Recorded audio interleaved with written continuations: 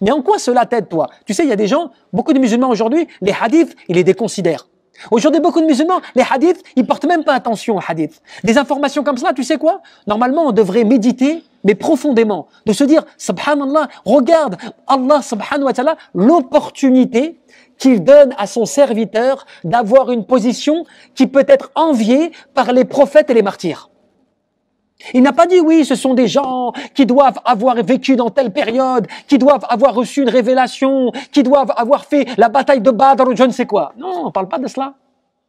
On parle de gens parce qu'ils font preuve d'un amour sincère pour Allah et qu'ils détestent pour Allah, ce qui veut dire que toi, quand tu aimes tes frères, tu devrais les aimer sincèrement, avec le cœur, avec dévotion. Tu devrais les aimer pour l'amour d'Allah. Tu devrais les aimer parce que il y a la foi qui t'unit avec eux. Ce n'est pas un intérêt mondain, ce n'est pas un intérêt, tu vois, familial. Ce n'est pas parce que c'est ton frère de sang ou je ne sais qui, tu vois. Non, toi tu le fais uniquement parce que tu es lié avec lui par l'amour d'Allah. C'est pour ça que l'imam al-Qurtubi, il disait quoi l'imam al-Qurtubi? Il disait, l'amour fraternel spirituel est plus grand que l'amour fraternel, c'est-à-dire sanguin. Pourquoi il disait cela?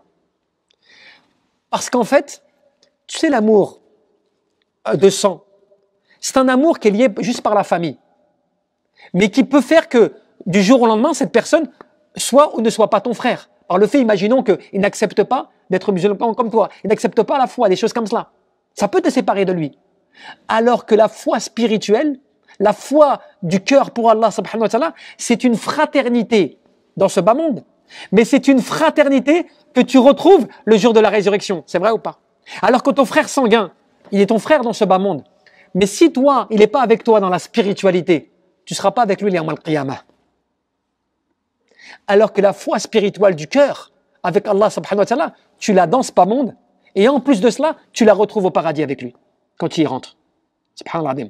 Donc c'est pour ça, ibadallah, que nous, on doit réfléchir à quel point Allah Azza wa Jal, de tout siècle, il donne aux gens l'opportunité d'avoir des positions, d'avoir un rapprochement auprès d'Allah subhanahu wa ta'ala, que t'imagines, regarde ce qu'on te dit dans le texte, que des prophètes et des martyrs, eh bien, désirent, souhaitent.